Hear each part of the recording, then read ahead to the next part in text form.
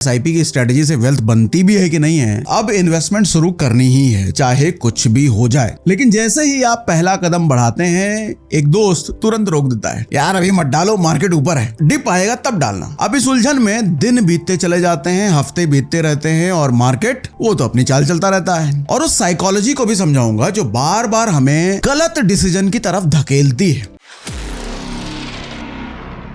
अगर आप भी उन लोगों में से हैं जो कहते हैं कि मार्केट थोड़ा और गिरे तो इन्वेस्ट करूंगा, या पता नहीं है कि मार्केट में हो क्या रहा है, रुक जाता हूं थोड़ा, या फिर आप कहते हैं कि पता नहीं एसआईपी की स्ट्रेटजी से वेल्थ बनती भी है कि नहीं है, तो ये वीडियो मैं आपके लिए ही बना रहा हूं आज। क्योंकि आज मैं आपको कुछ नंबर्स दिखाने वाला हूं जो शायद आपको थोड़ा अनकंफर्टेबल कर सकते हैं, लेकिन वही नंबर्स आपको पूरी इन्वेस्टमेंट जर्नी को बदल देने का भी दम रखते हैं। और ये डिसाइड आप कर सकते हो उसके बाद कि आपकी वेल्थ कितनी बन सकती है और कितना वेल्थ आप मतलब बना पाओगे। तो चलिए भैया, एक सिचुएशन से शुरू करता हूं आपके साथ बातचीत।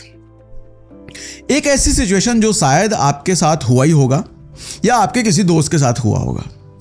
मान लीजिए इस महीने आपको बोनस मिला है, बोनस कहीं से भी मिल सकता है, मिल गया, या सैलरी हाइक आई, मन बना लिया कि बस अब इन्वेस्टमेंट शुरू करनी ही है, चाहे कुछ भी हो जाए।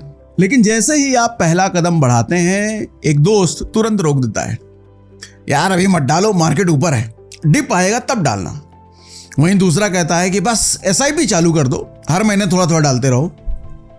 और आप बीच में फंस जाते हैं, वेट करूं या अभी डालना शुरू कर दूं, या हर महीने थोड़ा थोड़ा डालूं, क्या करूं। अब इस उलझन में दिन बीतते चले जाते हैं, हफ्ते बीतते रहते हैं और मार्केट वो तो अपनी चाल चलता रहता है, कभी ऊपर कभी नीचे, आप रुके रह जाते हो, वो चलता रह जाता है। तो आज इस वीडियो में मैं उन्हीं सवालों का जवाब दूंगा, आपको करना क्या चाहिए भैया, डेटा से जवाब दूंगा और रियल नंबर से जवाब दूंगा, और उस साइकोलॉजी को भी समझाऊंगा जो बार बार हमें गलत डिसीजन की तरफ धकेलती है। लेकिन एक बात पहले, ये वीडियो किसी भी तरह का फाइनेंशियल एडवाइस नहीं है, ये प्योरली एजुकेशनल है ताकि आप एक इन्फॉर्म्ड इन्वेस्टर बन सकें। तो चलिए भैया मुद्दे पर आते हैं। सबसे पहले एक इंपॉर्टेंट कॉन्सेप्ट समझाता हूं आपको, रूपी कॉस्ट एवरेजिंग, इसको शॉर्ट में आरसीए कहते हैं। अब बहुत से लोग आरसीए और एसआईपी को एक ही चीज मान लेते हैं, और टेक्निकली वो गलत नहीं भी है, लेकिन आरसीए का आइडिया थोड़ा डीप है, तो ध्यान से समझिएगा। आरसीए एक ऐसी स्ट्रैटेजी है जिसमें आप एक फिक्स अमाउंट हर महीने बिना मार्केट को देखे, बिना ये सोचे कि निफ्टी ऊपर है या नीचे, इन्वेस्ट करते रहते हैं। मार्केट 21,000 पर हो या 17,000 पर हो, आपको कोई फर्क नहीं पड़ता, बस तारीख आई और पैसा गया। और जिस प्लानिंग के तहत आरसीए की स्ट्रैटेजी को आप इंप्लीमेंट करते हो, उसको एसआईपी यानी कि सिस्टमैटिक इन्वेस्टमेंट प्लान कहते हैं। अब रूपी कॉस्ट एवरेजिंग कहां और कैसे हुई, ये समझिए जरा। मान लीजिए आप हर महीने 5 तारीख को 5,000 रुपए निफ्टी 50 इंडेक्स फंड में डालते हो। जब मार्केट ऊपर होगा तो उन 5,000 में आपको कम यूनिट्स मिलेंगे क्योंकि प्राइस महंगा चल रहा है, और जब मार्केट नीचे होगा तो उन्हीं 5,000 में आपको ज्यादा यूनिट्स मिलेंगे क्योंकि प्राइस अभी सस्ता है। महीने दर महीने यही होता रहता है, और धीरे धीरे आपका एवरेज कॉस्ट एक बैलेंस्ड जगह पर सेटल होने लग जाता है। ना आप सबसे ऊंचे दाम पर फंसते हैं, ना सबसे नीचे का इंतजार करते हैं, बल्कि एक रीजनेबल एवरेज पर आप इन्वेस्ट होते चले जाते हैं, और इसी को हम रूपी कॉस्ट एवरेजिंग कहते हैं। लेकिन इस स्ट्रैटेजी का सबसे बड़ा फायदा नंबर्स नहीं है, इसका सबसे बड़ा फायदा यह है कि आपकी इन्वेस्टमेंट से इमोशन को बाहर कर देती है। मतलब मार्केट गिरे या बढ़े, आपको हर बार यह नहीं सोचना पड़ता है कि अभी डालूं या रुक जाऊं। सिस्टम चलता रहता है और आपका पैसा आपके लिए काम करता रहता है। अब यह तो हो गया मार्केट में इन्वेस्ट करने का इमोशनलेस और सिस्टमैटिक तरीका। लेकिन एक और बात जो अक्सर मार्केट में सुनने को आती है कि भैया अभी रुक जाओ, मार्केट गिरेगा, अभी सेल लगने वाली स्टॉक की, तब खरीदना आराम से सस्ते में। देखो, इस स्ट्रैटेजी या इस सोच को कहते हैं बाय द डिप। अब बात करते हैं बाय द डिप होता क्या है। सबसे पहले आपको यह समझाता हूं कि यह आइडिया इतना अट्रैक्टिव लगता क्यों है लोगों को। देखो, आइडिया तो बहुत सिंपल है, जब मार्केट गिरे तब इन्वेस्ट करो, जो चीज 100 रुपए की थी जब 80 में मिल रही होगी तब 80 में क्यों ना खरीदे भैया। लॉजिक इतना स्ट्रेट फॉरवर्ड है कि पहली नजर में कोई भी कहेगा कि हाँ भैया ये तो बहुत बड़ी समझदारी वाली बात है। लेकिन असली प्रॉब्लम यहीं से शुरू होती है। डिप का कोई ऑफिशियल डेफिनेशन होता ही नहीं है, और कोई भी चाहे वो कितना भी बड़ा एक्सपर्ट हो ये कंसिस्टेंटली प्रेडिक्ट नहीं कर सकता कि मार्केट ठीक कहां जाकर के रुकेगा या कहां तक गिरेगा। अगर कोई कहता भी है कि उसने डिप प्रेडिक्ट किया था तो भैया साफ साफ झूठ बोल रहा है। वो तुक्का लगाया था उसने। और देखिए ये जो बाय द डिप सुनने में अच्छा लगता है ना, ये आपको फंसा भी सकता है। कैसे जानते हैं? 2 सिनेरियो समझाता हूं इसको। एक सिनेरियो सोचिए कि निफ्टी 50 में 10% की गिरावट आई। आपने सोचा यही डिप है और अपना सारा पैसा एक झटके में इन्वेस्ट कर दिया आपने। अब उसके बाद मार्केट 5% 7% और नीचे चला गया। अब क्या करोगे आप? कैश तो 10% वाली डिप पर सारा आपने लगा दिया, पैसा तो गया, पैसा सब डाल चुके हो आप। एवरेजिंग करने के लिए अब पैसे बचे नहीं। अब बस एक ही काम बचा है, बैठे रहो, मार्केट की रिकवरी का इंतजार करो। अब यहां पर मैं आपको एक ऐसा तरीका बताऊंगा जो आपकी इन्वेस्टमेंट जर्नी को और बेहतर बता देगा। इसके लिए मैं आपके सामने जरा स्क्रीन शेयर करता हूं।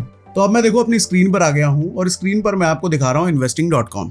आपको यहां आना है इस बटन पर, ओपन इन्वेस्टिंग प्रो। इस पे लेफ्ट साइड में दिख रहा है प्रोपिक्स AI। यहां पर आना आप। यहां पर देखो इनकी स्ट्रेटजीज है भारत मार्केट आउट परफॉर्मेंस। नीचे भी कई सारी हैं, मैं इस पर क्लिक करके आपको दिखाता हूं। यहां पर ये देखो कि अगर मैं यहां पर 1 साल सेलेक्ट करूं तो निफ्टी ने -6.1% दिया है, निफ्टी ने -6.1%। लेकिन इनकी जो स्ट्रेटजी है ये 14% से ज्यादा दिया है इन्होंने। मतलब निफ्टी को ना सिर्फ बीट किया है, निफ्टी से कहीं ज्यादा आगे हैं ये लोग। नीचे आप देखो रिस्क भी बता रहे हैं, लो है, एनुअलाइज रिटर्न भी 39% से ज्यादा है। ये पूरा डेटा आप यहां पर देख सकते हो। अच्छा, इन्होंने इसके अंदर स्ट्रेटजी के अंदर किन स्टॉक्स को रखा है, किन को हटाया है, वो भी डिटेल आप यहां पर देख सकते हो। जैसे हर महीने की शुरुआत में ये लोग स्टॉक्स को ऐड कर देते हैं और कुछ स्टॉक्स को रिमूव कर देते हैं। जिन स्टॉक्स का टाइम पूरा हो जाता है उसको वो रिमूव कर देते हैं। और ये बेसिकली मैनुअली नहीं करते, इनका AI सिस्टम ये करता है। ठीक है, अब पीछे जाकर के मैं कुछ और स्ट्रेटजीज आपको दिखा देता हूं। जैसे आप देखो डिफरेंट स्ट्रेटजीज पे भारत बार्गेन्स है, ये है स्मॉल कैप मिड कैप्स पे अलग अलग स्ट्रेटजीज हैं। आपको इन स्ट्रेटजीज को आप एक्सप्लोर कर सकते हो, पास्ट रिकॉर्ड भी इन स्ट्रेटजीज का आप देख सकते हो। अब उसके बाद एक और चीज ट्रेडर्स के लिए खास है। अगर आप ट्रेडिंग करते हो तो सबसे बड़ी समस्या ये होती है, उसके लिए आप वॉरेन AI पर आना। ट्रेडर्स की सबसे बड़ी समस्या क्या है भैया? कौन सा स्टॉक चुने, कब एंट्री करें, कब एग्जिट करें, यही तो समस्या है। स्टॉक एनालिसिस कैसे करें। तो आप अपनी जो भी समस्या है ट्रेडिंग से रिलेटेड आप इससे पूछो। सही समय, सही एग्जिट करने का, सही एंट्री करने का सारा समय ये बताएगा। लेट्स सपोज आप यहां पर अगर डालते हो टाटा मोटर्स भैया, उसकी एनालिसिस बताओ। अब ये डालते हो टाटा मोटर्स की पूरी, टाटा मोटर्स रिकमेंडेशन ना समझिएगा भैया, जस्ट एग्जांपल के लिए मैंने यहां पर लिया कि देखते हैं इसके बारे में ये क्या कहता है। अब ये पूरी अपनी एनालिसिस बताना इसने शुरू कर दिया। देखो बियर विद मी कह रहा है, हमारे साथ बने रहिए, तो बने रहते हैं। अब देखो ये डिटेल बताना शुरू कर दिया, टेक्निकल सिग्नल वगैरह सब इसने बताना शुरू कर दिया। मैं ये डिटेल नहीं जाऊंगा, ये डिटेल आप जरूर पढ़िएगा, लेकिन आपके ट्रेडिंग का सोल्यूशन ये दे देता है। अब इससे साफ साफ आप ये भी पूछ सकते हैं कि एंट्री का समय कब है, अभी है, कब है, नहीं है। ये सारा कुछ एंट्री एग्जिट का समय भी आपको बताता है। अब इतना सब बताने के बाद आप पूछोगे कि भैया इसको पेड है, फ्री है? तो देखो अच्छी चीज के लिए तो पैसे पे करने पड़ते हैं, फ्री में तो फ्री जैसी चीजें ही मिलती है। तो पेड ऑप्शन है ये, इसका लिंक मैंने डिस्क्रिप्शन में दे रखा है। जैसे ही आप लिंक पर क्लिक करोगे आप यहां पर आओगे, यहां पर हमारी फोटो भी इन्होंने लगा दी है। अभी सेल चल रहा है, आप जैसे क्लेम सेल पर क्लिक करोगे, क्लेम सेल पर आप क्लिक करते ही आपके सामने ये वाला पेज आ जाएगा। देखो 50% ऑफ तो पहले से ही चल रहा है, अप टू 50% ऑफ सभी के लिए है। लेकिन हमने जो लिंक दिया है उस लिंक के जरिए क्लिक करके अगर आप एक कूपन लगाते हो, जो कूपन अभी स्क्रीन पर आपको दिख रहा है, सॉरी कूपन कोड लगाते हो, ये कूपन कोड लगाते ही 15% आपको एक्स्ट्रा डिस्काउंट मिल जाता है। अब यहाँ पे प्लान की बात करें तो 2 प्लान है इनके पास, एक प्रो है और दूसरा प्रो प्लस है। प्रो में आपको थोड़ी थोड़ी चीजें मिलती हैं जिससे आपका पेट भरेगा नहीं, मुझे पता है, चाहे आप इन्वेस्टर हो या ट्रेडर हो। एक प्रोपिक की AI स्ट्रेटजी मिलती है, 50 वॉरेन AI क्रेडिट मिलते हैं। बेसिकली जो भी आप ट्रेडिंग के लिए सवाल जवाब करते हो ना, उसमें क्रेडिट खर्च होता है, तो सिर्फ 50 वॉरेन AI क्रेडिट मिलता है, जबकि प्रो प्लस में 500 मिलता है। और यहाँ पर प्रोपिक एआई की बात करो स्ट्रेटजी की तो 4 प्रीमियम मिलते हैं यहाँ पर। आप पूरा डिटेल यहाँ पर पढ़ सकते हो। प्रो में इतनी सी चीज मिलती है, प्रो प्लस में कई ज़्यादा चीज़ें मिलती हैं। तो ऑफकोर्स ये प्रो प्लस ज़्यादा फायदेमंद है। तो अब मैं क्लेम ऑफर पर अगर क्लिक करूं तो देखता हूं आगे क्या आता है। यहाँ आगे वो वाला पेज आ जाएगा जहां पर आप कूपन कोड अप्लाई कर सकते हो और एक्स्ट्रा 15% का डिस्काउंट आपको मिलेगा इस कूपन कोड को लगाते ही। देखो यहाँ पर ये ऐड कूपन कोड है, यहाँ पर आपको सिर्फ हमारा नाम लिख देना है। हमारे नाम से इन्होंने कूपन कोड बना दिया है। ये नाम लिखते ही अप्लाई बटन दबाते ही आपका 15% का प्राइस कम आ जाएगा, मतलब ये 7,000 के आसपास का प्राइस आ जाएगा। ठीक है भैया, तो ये है जिससे आप अपनी इन्वेस्टिंग की जर्नी और ट्रेडिंग की जर्नी दोनों को बेहतर बना सकते हो एआई की मदद से। दिमाग लगाना नहीं, एआई है दिमाग लगाने के लिए। चलो भैया, तो देखा आपने भैया चीजें कितना आसान है। अब दूसरा सिनेरियो समझिए। आपको लग रहा है कि मार्केट अभी ओवर वैल्यूड है, डिप आएगा तो इन्वेस्ट करूंगा, लेकिन डिप आया ही नहीं। मार्केट पूरे साल 15-20% ऊपर चढ़ता रहा, आपका पैसा पूरे साल बाहर बैठा रहा, पूरी रैली मिस हो गई आपसे। और यही बन जाता है अर्ली इन्वेस्टर के लिए सबसे बड़ा ट्रैप। देखिए, बाय द डिप तभी काम करता है जब आप परफेक्ट टाइमिंग को कैच कर सकते हैं। ठीक उसी वक्त खरीदो जब मार्केट सबसे नीचे हो। और ये काम प्रोफेशनली ट्रेंड फंड मैनेजर भी कंसिस्टेंटली नहीं कर पाते। तो हमारे और आपके लिए भैया ये बहुत दूर की बात है। इसको एक एग्जांपल समझाता हूं आपको। 2 दोस्त हैं, अनन्या और करण। जनवरी 2021 में दोनों के पास 60,000 रुपए हैं मान लो, और दोनों ने निफ्टी 50 में इन्वेस्ट करना चाहते हैं। वो उस वक्त निफ्टी करीब 14,000 रुपए पर था मान लो। अनन्या ने बिना सोचे फैसला लिया, हर महीने 5,000 की एसआईपी चालू करती हूं, 1 तारीख को पैसा जाएगा बस। करण ने थोड़ा अलग सोचा।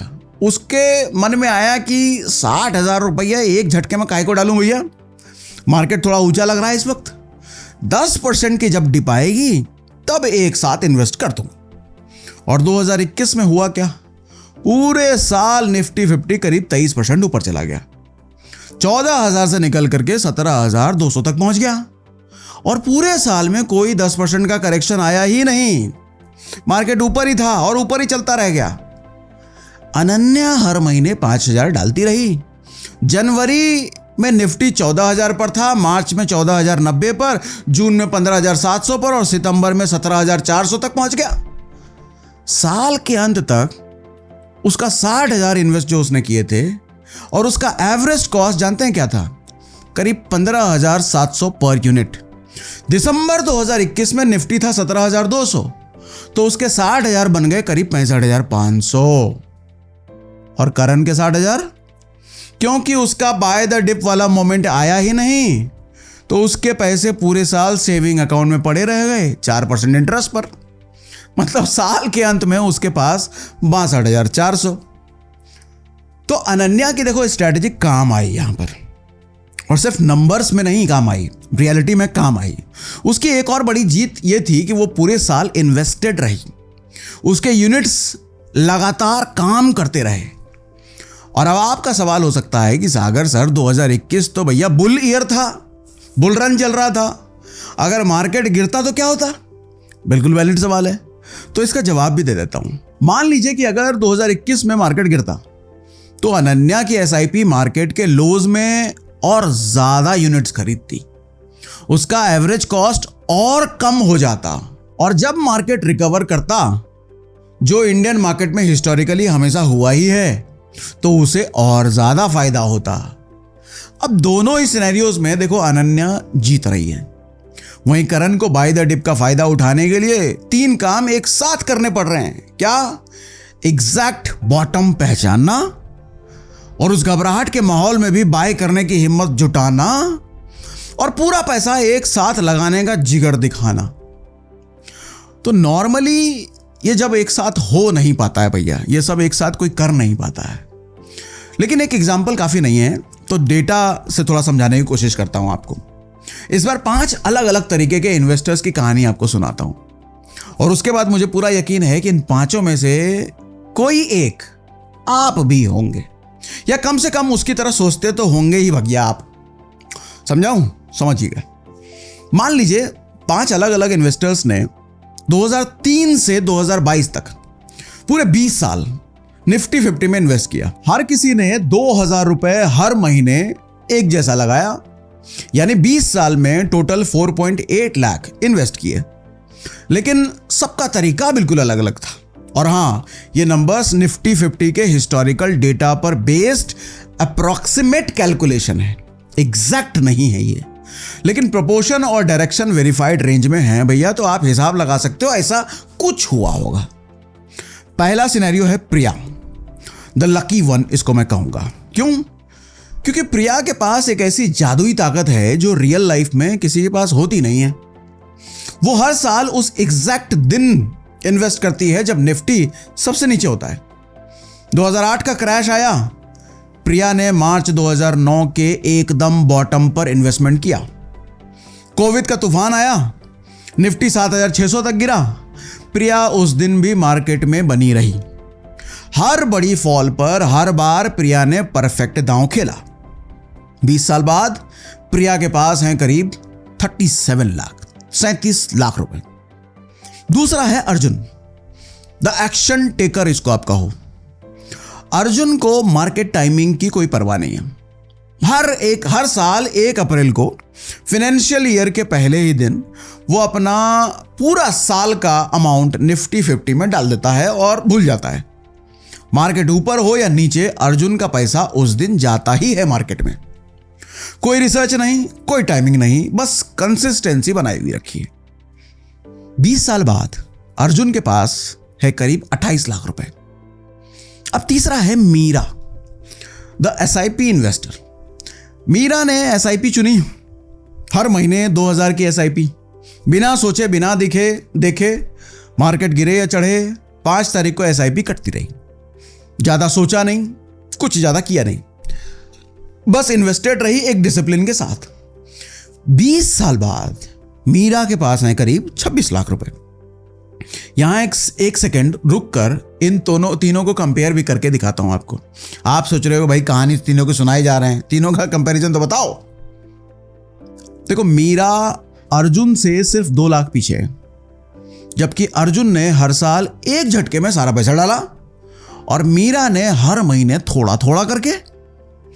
और मीरा प्रिया से 11 लाख पीछे है, लेकिन प्रिया ने 20 साल तक हर बार परफेक्ट टाइमिंग की, जो रियल लाइफ में पॉसिबल ही नहीं है। तो प्रैक्टिकली इसको आप देखो, मीरा का रिजल्ट सबसे रेप्लिकेबल है, मतलब हर कोई इसको कर सकता है, सबसे आसान, सबसे स्ट्रेस फ्री रह करके। चौथा भी है इसमें कोई, चौथा है रोहित, इसको मैं कहूंगा द अनलकी वन। रोहित की किस्मत प्रिया के बिल्कुल उल्टी है। जब भी वो इन्वेस्ट करता, मार्केट ठीक उसके अपोजिट चला जाता। जैसे आप में से बहुत सारे लोग कहते हैं ना, अरे जब भी हम जिस भी स्टॉक में पैसा लगाते हैं वो गिर जाता है, हमारे निकालते ही बढ़ जाता है। ये ऐसा ही था। ये 2007 में रोहित ने जनवरी के टॉप पर खरीदा और फिर वो हिस्टोरिकल क्रैश आया। 2019 में कोविड ने सब कुछ पलट दिया। हर साल वो उस एग्जैक्ट दिन इन्वेस्ट करता जब निफ्टी सबसे ऊंचाई पर होता था, और जैसे मार्केट उसका इंतजार कर रहा हो, ऐसे कि भैया आओ रोहित इन्वेस्टमेंट करो फिर हम गिरेंगे। लेकिन इसके बाद भी 20 साल बाद रोहित के पास करीब 19 लाख तो हैं। मीरा से कम है, लेकिन रोहित मार्केट में है। और इसीलिए वो अगले इन्वेस्टर की कहानी, जिसकी कहानी मैं अभी बताने वाला हूं, उससे वो बहुत आगे है। ये है Lakshmi, the wait and watch queen. हर साल ये सोचती है इस बार मार्केट बहुत ऊपर है, थोड़ा रुक जाती हूं, अगले क्वार्टर में देखेंगे। अगली तिमाही आती है तो कोई और रीजन होता है, लक्ष्मी फिर रुकती है, सोचती रहती है। उसके 2,000 रुपए हर महीने सेविंग अकाउंट में पड़े रहते हैं, कभी एफडी में, कभी आरडी में, कभी सीधे सेविंग्स में। 20 साल बाद लक्ष्मी के पास करीब हैं सिर्फ 9 लाख रुपए। अब एक सेकंड रुकिए और इन 5 नंबर्स को एक साथ देखिए। स्क्रीन पे एक साथ आप देख रहे हो। अब जरा एक सेकंड यहां पर रुकिए, मैं रुका हूं, आप भी रुको, और इन 5 नंबर्स को एक साथ आप देखो। सबने 4.8 लाख इन्वेस्ट किए और 20 साल में नतीजा कुछ ऐसा रहा। प्रिया 37 लाख, हर साल परफेक्ट बॉटम पर उसने हर बार खरीदा है। अर्जुन 28 लाख, हर साल पहले दिन बिना सोचे उसने डाला पैसा। Meera 26 lakh simple monthly SIP, Rohit 19 lakh हर साल सबसे खराब टाइमिंग पर उसने डाला, लक्ष्मी 9 लाख सही टाइम का इंतजार करते रहने वाली। इन नंबर्स में से 3 लेसन है जो मैं चाहता हूं कि आप हमेशा याद रखो, लिख लो इसको कहीं। लेसन 1, मार्केट में रहना जरूरी है। रोहित ने 20 साल तक हर बार सबसे खराब टाइमिंग पे मार्केट में इन्वेस्ट किया, फिर भी उसके पास लक्ष्मी से 10 लाख ज्यादा हैं, सिर्फ इसलिए क्योंकि टाइमिंग कुछ भी हो वो मार्केट में था। तो मार्केट में रहना मार्केट को टाइम करने से कहीं ज्यादा इंपॉर्टेंट है भैया। अब लेसन नंबर 2 सुनो, परफेक्ट टाइमिंग का भ्रम।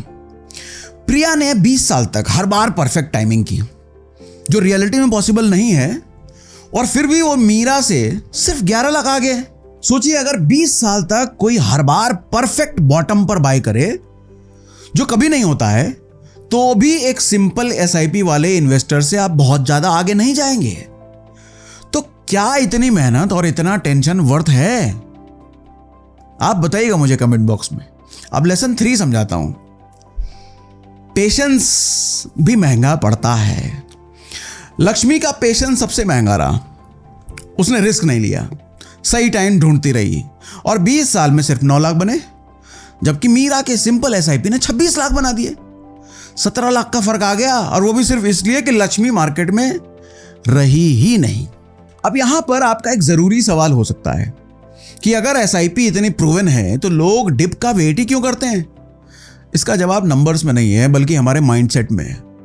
जब निफ्टी 10-15% गिर जाता है, न्यूज चैनल पर तबाही की खबरें आने लग जाती है, व्हाट्सएप ग्रुप में बेच दो बर्बाद हो जाएगा वाले मैसेज की बाढ़ आ जाती है, चारों तरफ घबराहट का माहौल होता है। इस माहौल में बाय द डिप की थ्योरी सुनने में अच्छी लगती है, लेकिन एग्जीक्यूट करना बहुत मुश्किल हो जाता है भैया। कोविड का क्रैश याद है ना? मार्च 2020 में निफ्टी 19,000 से गिरते गिरते 7,600 तक पहुंच गया, करीब 40% नीचे गिर गया। अब बताइए, बाय द डिप की वकालत करने वालों से कितनों ने एक्चुअली में उस वक्त बाय किया होगा जब टीवी पर हर रोज रिसेशन की, लॉकडाउन की, इकोनॉमी के कोलैप्स होने की खबरें आ रही थी? किस में हिम्मत होगी कि उसमें बाय द डिप कर रहा होगा, पैसा डाल रहा होगा? और वही दूसरी तरफ जिन्होंने एसआईपी चला रखी थी, उनके लिए उस क्रैश ने ऑटोमेटिकली सस्ते में ज्यादा यूनिट्स खरीदने का काम किए, बिना कोई डिसीजन लिए, बिना कोई हिम्मत जुटाए। लेकिन हाँ, उन्हीं को फायदा मिला होगा जिन्होंने अपनी एसआईपी बंद नहीं की होगी मार्केट का ये नेगेटिव माहौल देख करके। इसको बिहेवियरल फाइनेंस में लॉस एवर्जन कहते हैं। हमारा दिमाग नुकसान को प्रॉफिट से डबल इंटेंसिटी से फील करता है, जो जब मार्केट गिरता है अपॉर्चुनिटी की बजाय डेंजर वाली फीलिंग हावी हो जाती है, और हम या तो फ्रीज हो जाते हैं या घबराहट में गलत डिसीजन लेते हैं। और एसआईपी इस पूरी साइकोलॉजी को इक्वेशन से बाहर कर देती है। आपको डिसाइड नहीं करना है, सिस्टम डिसाइड करता है यहां पर। तो आखिर में आपका सवाल होगा, तो सागर सर करना क्या है भैया, ये बताओ। देखो भैया, ये कोई ब्लैक एंड व्हाइट डिसीजन नहीं है। ब्लैक एंड व्हाइट मतलब या तो इधर या तो इधर, आर या पार। लेकिन एक क्लियर फ्रेमवर्क आपको जरूर दे सकता हूं। अगर आप एक रेगुलर इनकम वाले इन्वेस्टर हो जो लॉन्ग टर्म में वेल्थ बनाना चाहते हो, तो रुपी कॉस्ट एवरेजिंग यानी कि एसआईपी आपके लिए सबसे सिंपल, सबसे प्रूवन और सबसे कम स्ट्रेस वाला रास्ता है। शुरू करिए, चलाते रहिए, और बीच बीच में निफ्टी का लेवल देख करके बेचैन मत होइए। और इसके साथ साथ एक जुगाड़ भी बताता हूं, एसआईपी चलाना और डिप पर थोड़ा एक्स्ट्रा डाल देना, यह दोनों एक साथ हो सकता है। अगर आपके पास कुछ एक्स्ट्रा कैश है, एक्स्ट्रा पैसे हैं, तो मार्केट 20-25% जैसा क्रैश अगर करे, जैसा कि 2008 में हुआ था, जैसा कोविड में हुआ था, तो उस वक्त आप कुछ एक्स्ट्रा पैसा डालना बिल्कुल समझदारी वाला काम है। लेकिन यह तभी काम करेगा जब आपकी सिप पहले से चल रही है और आप उसे बंद नहीं कर रहे हैं। सबसे जरूरी बात यह है कि एसआईपी रोककर सिर्फ डिप का इंतजार करना बेवकूफी है, क्योंकि जब डिप आएगा तो घबराहट आपको बाय करने नहीं देगा, और जब डिप नहीं आएगा तो आपका पैसा मार्केट से बाहर बैठा रहेगा, बैंक में पड़ा रहेगा। मार्केट में टाइम देना मार्केट को टाइम करने से हमेशा ज्यादा बेहतर होता है।